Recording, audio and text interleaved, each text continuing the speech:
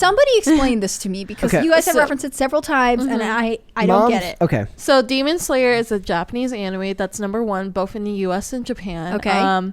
But basically why Brett brought it up because they did a survey in elementary schools in Japan where they said, who do you respect more? Demon Slayer, the anime, or your mom? And do you want to hear the results? Well, it sounds like they picked Demon Slayer. Not mom. I think it was more listing. Well, let's read the article and find out. So this is from Screen Rant. It says Demon Slayer officially gets more respect than moms in Japan. When asked who they respected the most, elementary school students in Japan overwhelmingly chose characters in the popular manga Demon Slayers. Since its debut in 2016, Demon Slayer has become one of the most popular and beloved manga ever. And part of the reason why are the characters like the series' protagonist. Now, how do you pronounce this one? Tahiro Kamado? Sure. Tanjiro Kamado? Yeah, okay. Yeah.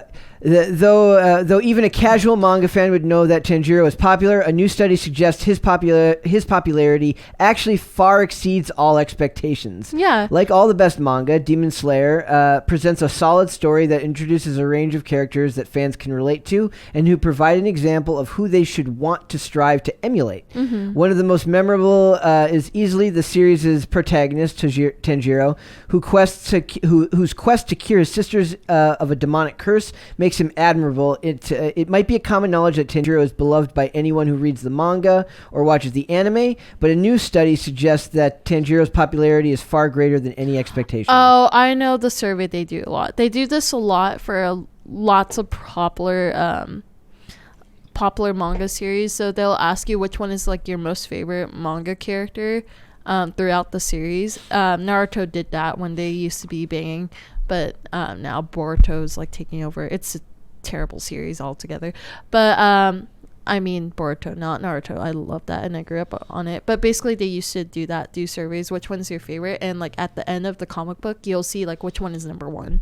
They always did that for fan service. It seems like this is more of an open-ended survey. It says, according to a survey by Japanese educational company of over 7,500 Japanese students between the ages of 8 and 12 on who they respected the most, characters from Demon Slayer were overwhelmingly chosen over more common and real figures of respect and admiration, such as athletes, movies, and music stars. I mean, that's fine. I would much rather respect somebody with morals that have been instilled by somebody who's actually trying to tell a moral story than somebody who plays sports or plays music. Yeah, well, I feel like anime like talks a lot to people. Like it reaches to like different parts of the world because they have a really good story and they teach you really good morals. Yep. So that's why like anime and manga is kind of like defeating the American media right now. Yep.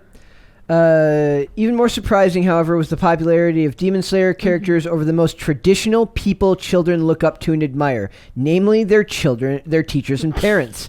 While dads and teachers who placed 5th and 4th respectively should feel relieved that they scored higher among students than the Demon Slayers after them, they nevertheless failed to overcome the appeal of, you'll have to help me with these ones, Insect Hashira Shinobu. Besides being to the top level Demon Slayer, according to the survey, Shinobu was seen as a more family-oriented than even fathers were. Perhaps the most shocking result of the survey was where mothers placed on the list, namely second to Demon Slayer protagonist Tanjiro Kamado. So, mom 2, Demon Slayer 1. That is very sad. It's okay. At least they're higher ranking than dads, apparently. Do you think this has anything to do with like the age group that they asked or like cultural I think influences it's in the the age group. I think it's honestly the age group because they asked elementary kids which one they respect more, and like elementary kids, like they don't know better, and like little kids are like honest alcoholics without the alcohol. So think about it. It's a funny expression. While students' respect for their mothers centered on the fact that they are kind, family-focused, and the go-to adult to do stuff for them, stuff is in quotation marks, Tanjiro's personality left a stronger positive impression on them. According to the survey, Tanjiro's dedication to family, work ethic, and his never-given attitude were admired by the students and often used as a reason for them to try their best in their studies and activities. See, their parents have that too. They're just not displaying Well- it in a way that's super interesting to them. Yeah, and they're sort of taken for granted. They're like background figures Exactly. in these kids' lives. Well, do you think it's also the mentality where your parents are there and you don't think them as cool, while a cartoon character who's not physically there in your like physical form is more cooler? Do you think it's that too? I think parenting is a thankless job. It's a job that never pays. Yeah. Or or at least from them, you're not going to see it all the time, right? So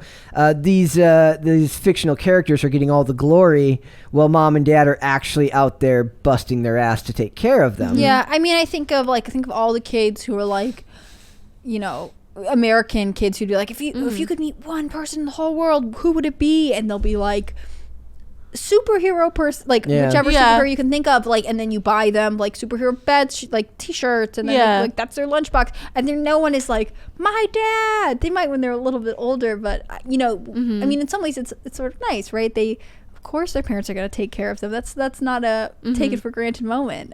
So maybe you take solace in the fact that they say this now, but when they get older, they have a greater understanding of the world. Yeah. Then they say, my mom was my superhero. My dad was my mom was my demon slayer. My and dad I was my think demon like slayer. if you were to say to like any kid in any nationality, like an elementary school kid, like I know we just went through COVID and everyone's like, doctors are not all heroes wear capes or whatever it was, but like the idea of a superhero for most kids is still fictional. Whereas if your mom is there every day, you know, unless she's going to throw on a cape or run out the door, wear a mask, you may not see it.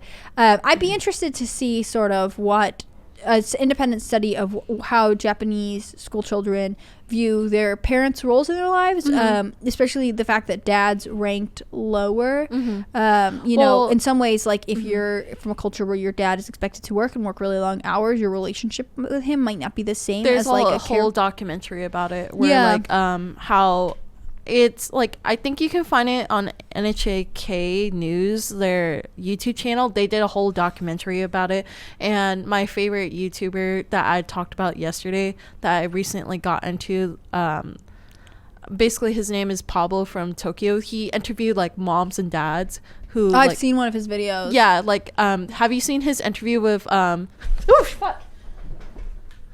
It's a stink Sorry, bug. it's a stink bug. It attacked me from behind.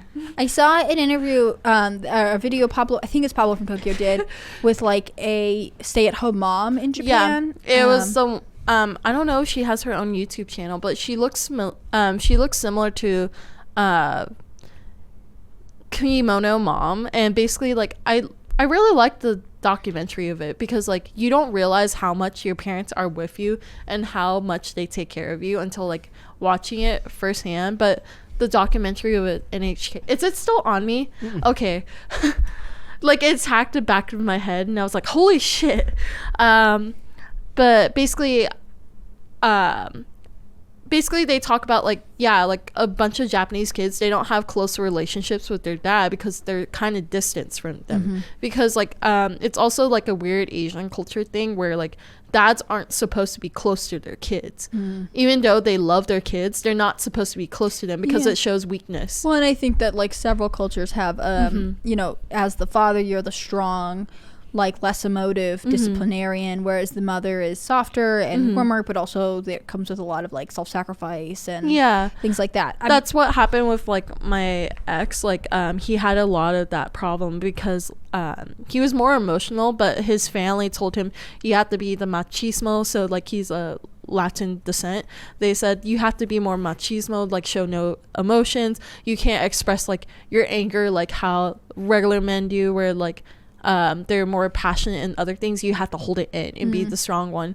And that's what happened like within the relationship. It kind of fell out from that, where he didn't know how to express himself. I'm not blaming foreign parents because different methods of I don't even think teaching. it's a foreign parent problem. I think it's just like something people struggle with from all nationalities and with all kinds of work. I mean, I think we have expectations for people, in certain scenarios you'll be able to behave this way, but in other scenarios you'll know to be expressive of your emotions. And we don't instruct that enough in children, I don't think. I don't know, it's just weird. I I kind of hope for the best for the next generation, because like I know like a lot of people say the next generation's gonna be softer and softer because how parenting's gonna change, but I do hope they have a healthier way to like express themselves and have a healthier connection with their kids, because there's a lot of kids that don't have a healthy connection with their fathers. Yeah, and I think that like the idea that we're getting softer with the way we raise our children is actually maybe inaccurate. I think that in some ways there's a lot of stuff going on that's difficult right now, but culture and with technology, we're in a position where we're less about gritty survival, about sacrificing and working really hard, and you have to just suck it up and go to the farm and do this because this is how, as a family, we're going to survive. We have more comforts than we did, 50 years ago even, and so that allows us to develop psychologically and intellectually in a way that like we had to sacrifice as a as society, as our civilization was constructed. Yeah, that's true. And also 50 years ago we produced like as many kids as we can have, because one of them might die or like that was not 50 years ago. Sorry, you know what I meant. I don't know, but like I assume in the 1900s that idea that like you could have 8 kids but one could survive, maybe. I mean, you don't know what's coming, and that's true today, unfortunately, just less so because of disease and infection, and more so because of any number of things. But suicide is the number one cause of death for young adults in America, probably in other countries as well, and that's emotional development. So again, now that we have the luxury of not having to do things that are difficult, we have electricity, we have so many comforts in life, like I don't think it's fair to say that the emotional development of children and placing a priority in psychological growth is going to make your children weaker. For me, like I agree with that, but I don't know, because like that's always the saying like throughout the generations, like, oh, your generation's super soft. I don't know, it's just a weird saying. But maybe it's not that my generation is softer, maybe my generation is building on the platform that you gave us by the sacrifice that you had to then raise even a better generation after us. Like, why do we always gotta be so envious of the people before us? Exactly. Also, fun fact, Japan had this era, like I forgot what era of Japan, but they called it, when they had too many kids, basically they would kill off their kids, like the young ones, because they had a saying, basically, if you had it's like the opposite of a fun fact. Sorry, but like it just popped up in my so fun.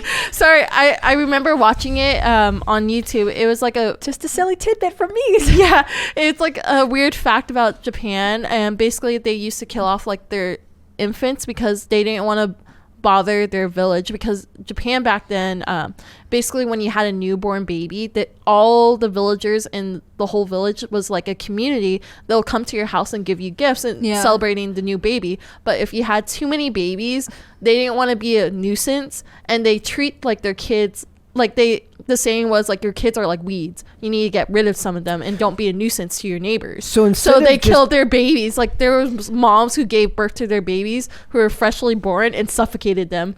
So instead of just not asking for gifts, no, it's murder like them.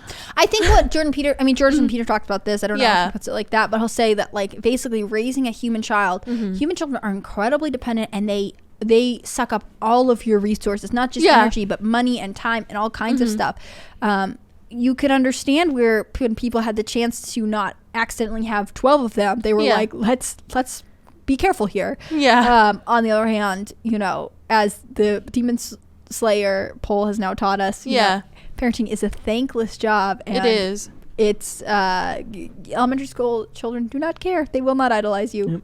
Well, also Japan like kind of teaches their kids to do independence, like really weirdly, like basically they let their kids go to the train station by themselves.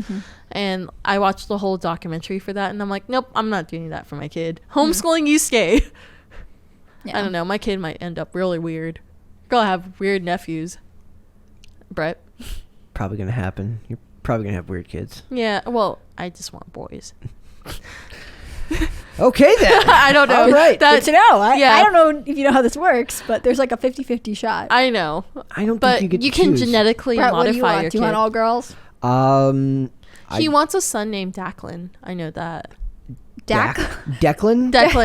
I love the name Declan. That's I love great. the name Declan. Yeah, he loves. I always pronounce it Declan. He responds either way. I'm ambivalent on the matter. about whether they're boys or girls. That But I'm against. Like, I'll leave it up to my wife. I'm against the term boy mom or girl dad because I feel Mama's like you're boy, it's no, called. No, that's different. That's Oh, it. What I'm different. talking about Oh. when they make it about like this. They keep trying I was to. talking It about always teasing. feels divisive to me that they're like that they're constantly trying to whittle us down to smaller and smaller subgroups, and that always falls in there. It's a very very weird take on my part, but I'm not a fan when they do that because it always feels Yeah. like they're like, okay, does every person that says boy mom not have any daughters? Because I refuse to believe at least a few of them I don't feel like also. no. I think when you use the term boy mom, they exclusively only have. I think when you have one of the other gender, you drop it. I know someone who has 3 daughters and then befriended someone who had 3 boys, like in the same. So it's the Brady Bunch. Whatever. And she always says, like, I used to wonder what it would be like if I had it all boys because raising boys is different than raising girls. Not better or worse, just different. Triggered. And then they'll have them all over at the house, and the other mom is like, you know, the 3 boys will be climbing the walls and running up and down stairs and punching each other, but then the girls are like holding grudges like there's no tomorrow. I don't know if you need to label yourself that forever, but I do understand that like parenting all of one, and especially an abundance of one, might be different than parenting an abundance of the other. I was just never a fan of that term. Fair So I have no preference, I guess. As long I as can they're think of healthy. I can think of 1,000 ways why raising both of them in the current climate would be awful. Yeah. But I choose to focus on the good, I suppose, if that was to ever happen. That's true. Thanks for watching this clip, guys. If you want to see full episodes or follow us on social media, links are in the description below. Bye. Bye.